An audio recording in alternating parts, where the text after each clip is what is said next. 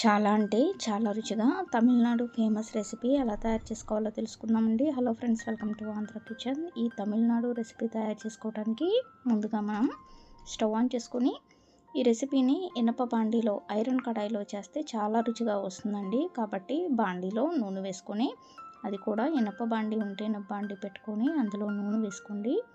1 చెంచా మిరియాలు, అర చెంచా జీలకర్ర, అలాగే 5 లేక 6 ఎండుమిరపకాయలు వేసుకొని వీటిని మాడకుండా వేయించుకోవాలి.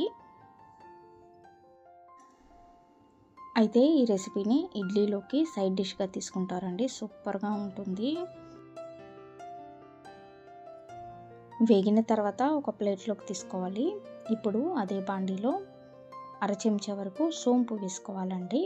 సోంపుతో పాటు ఇక్కడ నేను పెద్ద ఉల్లిపాయ తీసుకున్నాను కాబట్టి ఒక ఉల్లిపాయని ఈ విధంగా లావు ముక్కలుగా కట్ చేసుకొని బాండీలో వేసుకొని కొంచెం ఉల్లిపాయ ముక్కలు మెత్తబడేలాగా వేయించుకుంటున్నాను. చిన్న ఉల్లిపాయలు అయితే 2 వేసుకోండి.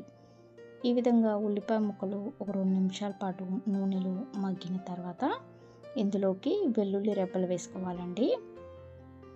7-8 వరకు వెల్లుల్లి రెబ్బలు వేసుకొని ఎండు కొబ్బరి ముక్కలు వేసుకోండి. లేకపోతే ఎండు కొబ్బరి తురుమున్నా కూడా తురుము వేసుకోండి. అలాగే కరివేపాకు కూడా వేసుకోవాలి. ఇప్పుడు కొంచెం కలర్ చేంజ్ అయ్యే వరకు వేయించుకోవాలి. ఇవి కొంచెం కలర్ చేంజ్ అయిన తర్వాత అర చెంచా ధనియాల పొడి, పావు చెంచా పసుపు వేసుకొని మళ్ళీ ఒకసారి బాగా కలుపుకోవాలి.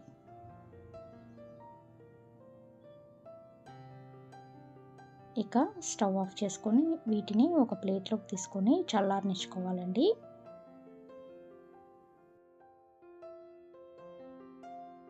సారీ ఫ్రెండ్స్, ఇక్కడ మనం చెక్క కూడా వేసుకోవాలి. నేను చెక్క మర్చిపోయాను కాబట్టి ఈ ఉల్లిపాయ ముక్కల్లో వేయించుకున్న ఉల్లిపాయ ముక్కల్లోకి చెక్క పొడి వేసుకుంటున్నానండి. కొంచెం పావు చెంచా వరకు వేసుకుంటే చాలు. గుర్తుపెట్టుకోండి, చెక్క పొడి అసలు మర్చిపోవద్దు. ఇప్పుడు మిక్సీ జార్ తీసుకొని ముందుగా మనం వేయించుకున్న మిరియాలు, జీలకర్ర, ఎండుమిరపకాయలు వేసుకొని మిక్సీ పట్టుకోవాలి. ఆ తర్వాత ఇందులోకి ఉల్లిపాయ ముక్కలు వేసుకున్నాం కదా, వేయించుకున్నాం కదా, ఈ మొత్తాన్ని వేసుకొని మిక్సీ పట్టుకోవాలి. మిక్సీ పట్టేటప్పుడు కొంచెం నీళ్లు వేసుకొని మెత్తగా మిక్సీ పట్టేసుకోండి. మనకి మసాలా పేస్ట్ అనేది రెడీ అయిపోయిందండి. ఇప్పుడు మళ్ళీ బాండీలోకి నూనె వేసుకోండి. ఈ రెసిపీకి నూనె కొంచెం ఎక్కువ పడుతుందండి. నూనె కాగిన తర్వాత ఆవాలు వేసుకోవాలి. ఆవాలు చిటపటలాడిన తర్వాత 2 మీడియం సైజ్ టమాటాలని చిన్న చిన్న ముక్కలుగా కట్ చేసుకొని వేసుకోవాలి. ఈ రెసిపీని మనం టమాటా కాంబినేషన్తో తయారు చేసుకుంటామండి, సూపర్గా ఉంటుంది. ఇప్పుడు ఇందులోకి తగినంత ఉప్పు కూడా వేసుకొని మళ్ళీ కరివేపాకు వేసుకోవాలండి. కరివేపాకు వేసుకొని ఒకసారి బాగా కలిపేసుకుందాము. ఇప్పుడు కారం వేసుకుందాము.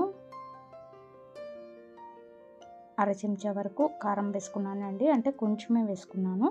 మిరియాలు ఘాటు ఉంటుంది కాబట్టి, అలాగే ఎండుమిరపకాయలు కూడా మిక్సీ పట్టుకున్నాం కాబట్టి కొంచెం కారం వేసుకొని ఈ విధంగా నూనె పైకి వచ్చిన తర్వాత ఇప్పుడు మసాలా పేస్ట్ వేసేసుకొని మసాలా పేస్ట్ను కూడా కొంచెం సేపు టమాటా ముక్కలతో పాటు నూనెలో వేయించుకోవాలి. ఇవి వేగిన తర్వాత ఒక 3 కప్పుల వరకు నీళ్లు పోసుకోవాలండి.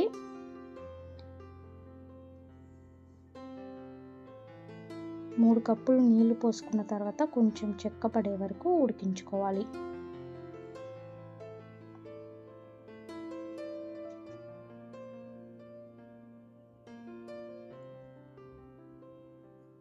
ఈ విధంగా తొక్కతొక్క ఉడుకుతూ చిక్కబడిన తర్వాత ఇందులోకి మనం కొత్తిమీర వేసుకుందామండి.